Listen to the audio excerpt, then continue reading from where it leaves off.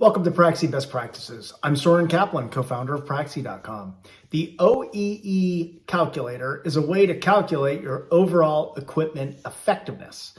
And basically that's calculated by looking at the availability of the equipment times the performance times the quality.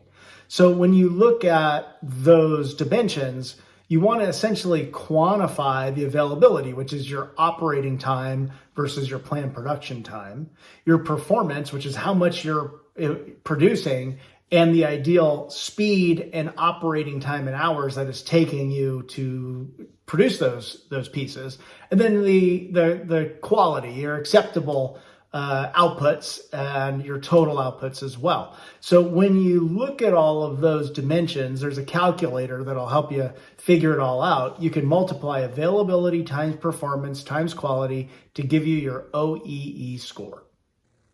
For more best practice templates and applications, visit Praxie.com.